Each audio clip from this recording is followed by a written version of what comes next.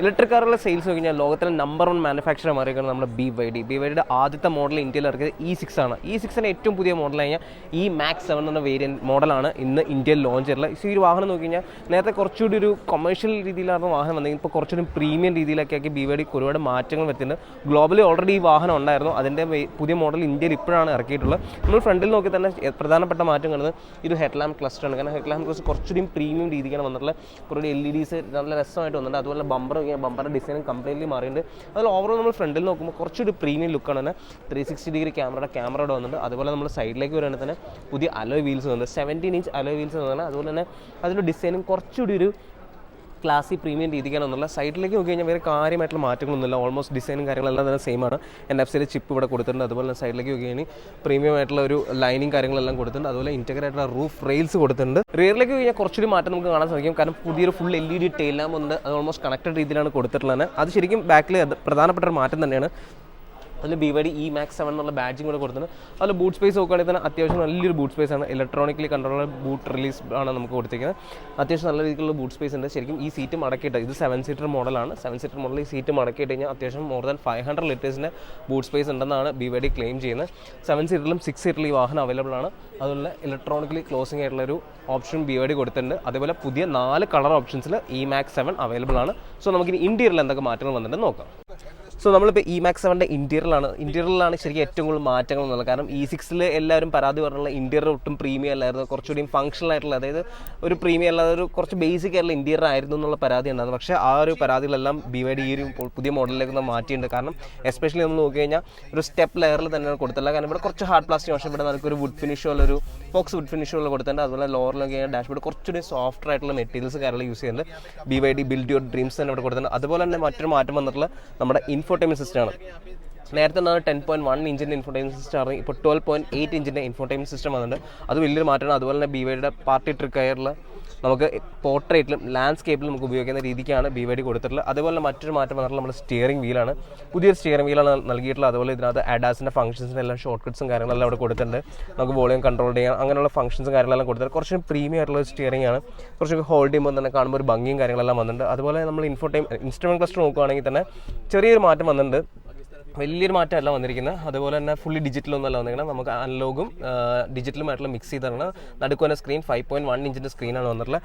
അതുപോലെ നമ്മൾ സെൻട്രൽ കൺസോളിലേക്ക് നോക്കുകയാണെങ്കിൽ കൺസോളിലേക്ക് കഴിഞ്ഞാൽ ഇവിടെ 2 വയർലെസ് ചാർജർ കൊടുത്തിട്ടുണ്ട്. നമ്മൾ സീലാണ് നമ്മൾ കണ്ടിട്ടുള്ളത്. അത് സെയിം സാധനം തന്നെ നമ്മുടെ ഇപ്പോൾ പുതിയ Max 7 വന്നിട്ടുണ്ട്. അതുപോലെ ഗിയർ ലിവർ നോക്കി കഴിഞ്ഞാൽ കുറച്ചുകൂടി മാറ്റം വന്നിട്ടുണ്ട്. കുറച്ചൊരു പ്രീമിയം രീതിയിലുള്ളൊരു മാറ്റത്തിൽ വന്നിട്ടുണ്ട്. കുറച്ചുകൂടി ബെറ്റർ ആക്കിയിട്ടുണ്ട്. അതുപോലെ തന്നെ ഇവിടെ കുറച്ച് ഷോർട്ട് കട്ട് ബട്ടൺസും കാര്യങ്ങളും കൊടുത്തിട്ടുണ്ട്. 2 കപ്പ് ഹോൾഡേഴ്സും കാര്യങ്ങളും കൊടുത്തിട്ടുണ്ട്. അതുപോലെ തന്നെ ഇവിടെ ചെറിയൊരു സ്റ്റോറേജ് ഫംഗ്ഷനും 2 USB പോർട്സും കൊടുത്തിട്ടുണ്ട്. സോ അതായത് നോക്കി കഴിഞ്ഞാൽ 2 വയർലെസ് ചാർജർ, ഇവിടെ 2 USB ഉണ്ട്, ബാക്കിൽ 2 USB ഉണ്ട്. സോ മൊത്തത്തിൽ നോക്കി കഴിഞ്ഞാൽ 6 ഫോൺ നമുക്ക് ചാർജ് ചെയ്യാനുള്ള ഒരു ഓപ്ഷൻ വന്നിട്ടുണ്ട്. അതുപോലെ മറ്റൊരു കാര്യം തന്നെ പാനറോമിക് സൺറൂഫ് തന്നെയാണ് വന്നിട്ടുണ്ട്. പാനറോമിക് സൺറൂഫിൻ്റെ ഒരു വലിയൊരു അഡീഷൻ വന്നിട്ട് നേരത്തെ പാനറോമിക് സൺറൂഫ് ഉണ്ടായിരുന്നില്ല. ഇപ്പോൾ പാനറോമിക് സൺറൂഫ് വന്നിട്ടുണ്ട്. അത് ഫിക്സ്ഡ് ആണ്, നമുക്ക് ഓപ്പൺ ചെയ്യാനുള്ള ഒരു ഓപ്ഷൻ വന്നിട്ടില്ല. ഫിക്സ്ഡ് സൺറൂഫ് തന്നെയാണ് വന്നിട്ടുള്ളത്. സോ അത്രയൊക്കെയാണ് പ്രധാനപ്പെട്ട ഒരു മാറ്റം വന്നിട്ടുള്ളത്. അതുപോലെ തന്നെ കാര്യമുള്ളത് നമ്മുടെ ഫ്രണ്ടിലത്തെ 2 സീറ്റ്സ് ആണ്. നമ്മുടെ ഡ്രൈവർ സീറ്റ് 6 വേ അഡ്ജസ്റ്റബിളും കോ പാസഞ്ചർ സീറ്റ് 4 വേ അഡ്ജസ്റ്റബിൾ ആണ് വന്നത്. അതുപോലെ തന്നെ വെന്റിലേറ്റഡ് ഓപ്ഷൻസ് വന്നിട്ടുണ്ട്. വെന്റിലേറ്റഡ് ഓപ്ഷൻ ഇപ്പോൾ വന്നിട്ടുണ്ട്. അതുപോലെ ഫുള്ളി ഇലക്ട്രിക് ആണ്. 6 വേ അഡ്ജസ്റ്റബിൾ ആണ് ഡ്രൈവർ സീറ്റും, 4 വേ അഡ്ജസ്റ്റബിൾ ആണ് നമ്മുടെ കോ പാസഞ്ചർ സീറ്റ് വന്നത്.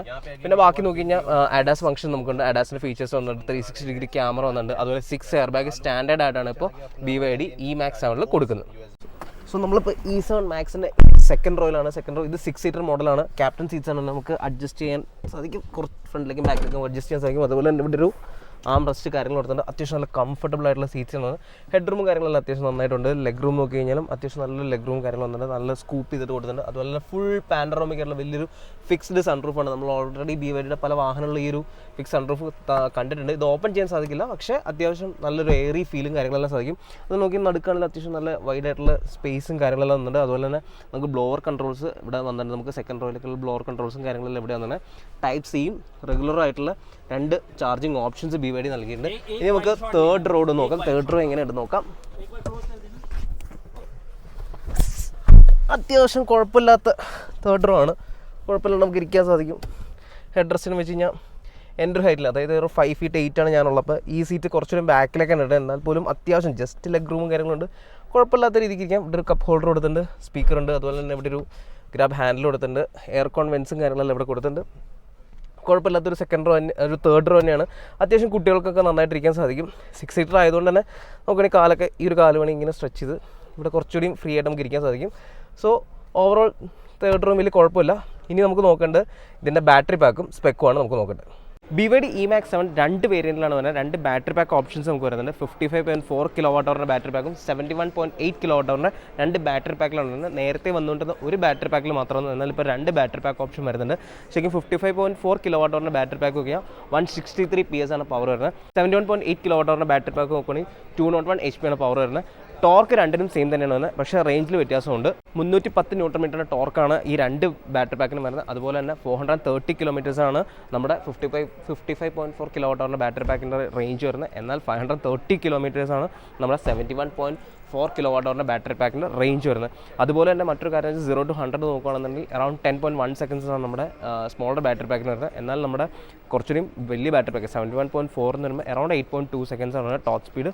180 km ആണ് വരുന്നത്. അതുപോലെ ഫാസ്റ്റ് ചാർജിങ് ഓപ്ഷൻസും നമുക്ക് BYD ഇപ്പോൾ E-Max 7 കൊടുക്കുന്നുണ്ട്. അതുപോലെ പ്രൈസിംഗ് ആണ് മറ്റൊരു കാര്യമുള്ളത്. കാരണം വളരെ എഗ്രസീവ് ആയിട്ടുള്ള പ്രൈസിംഗ് ആണ്. 26.90 lakhs മുതൽ 29.90 lakhs ടോപ്പ് എൻഡ് വേരിയൻറ്റിന് ആണ് നമ്മുടെ ഇപ്പോൾ പ്രൈസിംഗ് വന്നിട്ടുള്ള രണ്ട് വേരിയൻറ്റിൽ അവൈലബിൾ ആണ്. പ്രീമിയം സുപ്പീരിയർ എന്ന് പറഞ്ഞ രണ്ട് വേരിയൻസിലാണ് നമുക്കിപ്പോൾ BYD E-Max 7 അവൈലബിൾ ആയിട്ടുള്ളത്. വാങ്ങുന്നത് നിങ്ങൾക്ക് ഏറ്റവും ഇഷ്ടപ്പെട്ട ഡീറ്റെയിൽസ് എന്താണ് താഴെ കമൻറ്റിൽ രേഖപ്പെടുത്തുക.